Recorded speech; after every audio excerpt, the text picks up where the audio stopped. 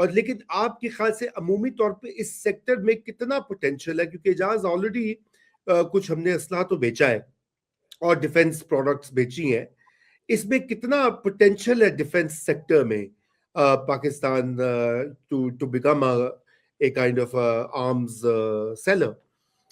کیونکہ یہ بھی بڑی کیا کہتے ہیں لیوکریٹو ڈیلز ہوتی ہیں. کیا سمجھتے ہیں آپ؟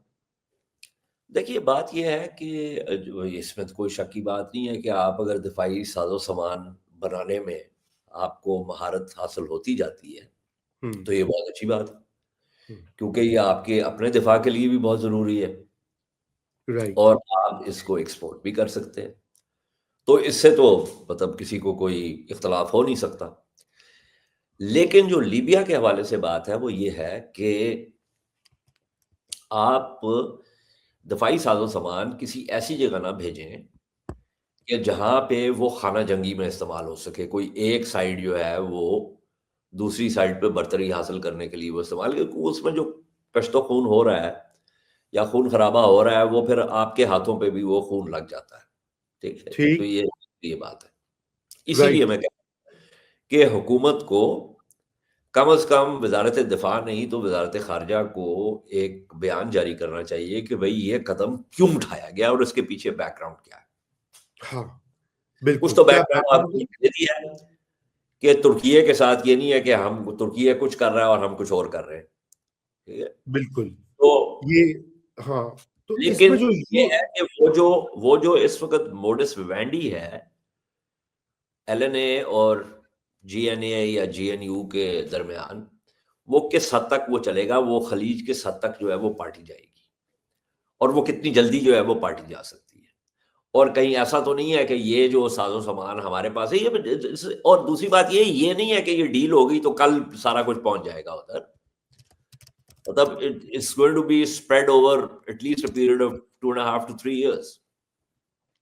تو ہاں، تو وہ جو ابھی جو حداد صاحب بھی گئے ہوئے تھے انقرہ میں، وہ بھی یہی بات چیت کرنے کے لیے گئے تھے فوجی ساز و سامان کے حوالے سے. اور وہ جیسے میں نے آپ کو بتایا کہ انقرہ خود بھی اب دونوں اطراف، بائی دا وے چین کا بھی یہی ہے.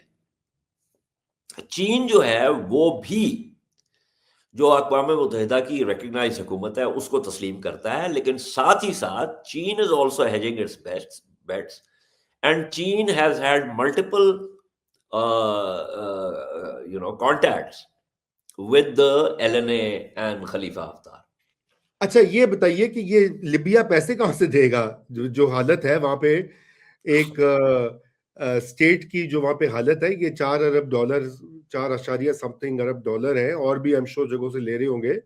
تو وہ do they have that kind of money as well? سو جو لیبیا کے جو آئل اور گیس فیلڈز ہیں جو کہ زیادہ طور پر مشرق اور جنوب مشرق میں ہے، ان کے اوپر تو خلیفہ حفتار کی جو حکومت ہے اس کا قبضہ ہے ان کے اوپر.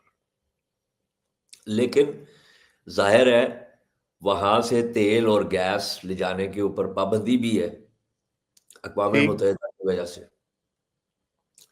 اس کے اندر ان کے حلیف جو ہیں وہ یو اے ای بھی ہے، سعودی عرب بھی ہے. تو کوئی نہ کوئی تو انڈر رائٹ کر رہا ہوگا نا اس کو. ہاں یہ تو ہے. اب یو اے ای کا اس میں بڑا رول آپ کو پتا ہے، وہ یو اے ای کے بھی نایان صاحب آ رہے ہیں پاکستان. ابھی میں دیکھ رہا تھا ٹویٹر پہ بڑی ان کے لیے سجاوٹیں اسلام آباد میں کی جا رہی کافی عرصے کے بعد. وہ بھی اس سے لنکڈ تو ہے اعجاز، کیونکہ یہ وہی والا کیمپ ہے سارا، وہ with the visit of UAE. جی سب کچھ ہی لنکڈ ہے.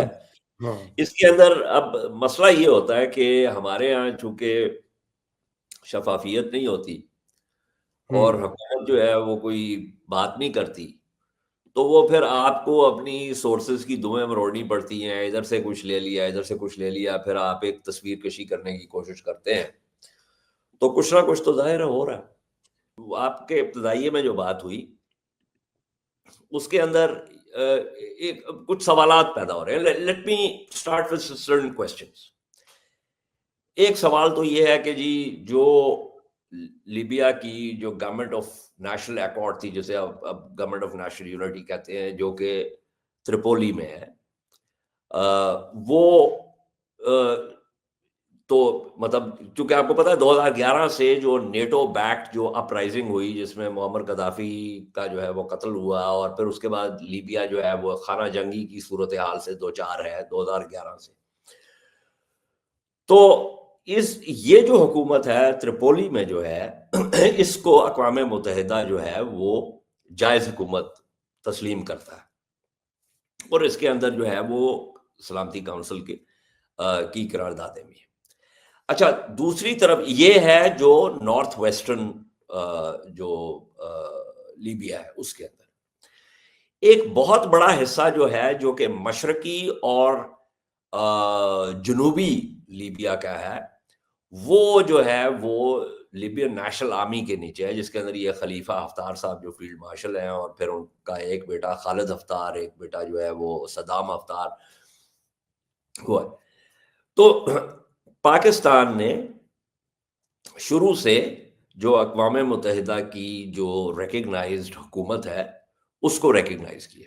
ہمارے اس کے اندر کوئی سٹیکس نہیں تھے، مطلب لیبیا کے اندر ہمارے کوئی ایسے مفادات نہیں ہیں. تو چونکہ سفارتی طور پر اور روایتی طور پر پاکستان نے اقوام متحدہ کی جو قراردادیں ہیں اس کے مطابق جو ہے وہ ہم چلتے. تو ایک تو بات یہ ہو گئی. اچھا، اب سوال یہ پیدا ہوتا ہے کہ جی عاصم منیر صاحب جو ہیں وہ جا کے خلیفہ حفتار سے ملے، اور صدام سے اور خالد سے، وہ تصویریں بھی آ گئی ہے، اور وہاں پہ یہ بات ہوئی. تو کیا ہم ترکیے کے خلاف جا رہے ہیں؟ اچھا، اب اس کے پیچھے بھی ایک بیک گراؤنڈ ہے. وہ بیک گراؤنڈ یہ ہے کہ جب خانہ جنگی شروع ہوئی تو حفتار کو سعودی عرب، متحدہ عرب امارات، روس اور مصر یہ سپورٹ کر رہے تھے. بلکہ جب خلیفہ حفتار کا حملہ گیا تریپولی کی طرف، تو جو واگنر گروپ ہوتا تھا، آپ کو یاد ہے، جو روس کا، یہ ان کو سپورٹ کر رہے تھے. اور جو تریپولی کی حکومت تھی انہوں نے اس وقت ترکیے کو کہا کہ جی ہماری آپ مدد کریں. تو جو تریپولی کی حکومت ہے اس کی مدد جو ہے ترکیے، قطر اور الجیریا کر رہا تھا. اچھا، ترکی نے وہاں پہ ان کو فوجی ساز و سامان بھی دیا، ان کو اپنے فوجی مشیران بھی دیے، اور جو یہ سارے ڈرونز وغیرہ کا معاملہ تھا وہ باضابطہ ترکیے کے اپنے جو آپریٹرز تھے وہ استعمال کر رہے تھے. تو قصہ مختصر یہ ہے کہ اس حملے کو روک دیا گیا، اس حملے کو پسپا کر دیا گیا. اس کے بعد سے یہ تفریق جو ہے یہ شروع ہو گئی. اچھا، اب اس کے اندر جو یہ بات ہے کہ کیا ہم ترکیے کے خلاف جائیں، اس میں مسئلہ یہ ہے کہ جی دیکھیے، ترکیے جو ہے یہ اپریل 2019 میں جو ہے وہ انوالو ہو گیا تھا اس کے اندر، اور انقرہ نے باضابطہ جو ہے گورنمنٹ آف نیشنل ایکارڈ جو ہے اس کو ڈرونز بھی دیے، ڈیفنس سسٹمز دیے، مشیر جیسے میں نے آپ کو پہلے کہا.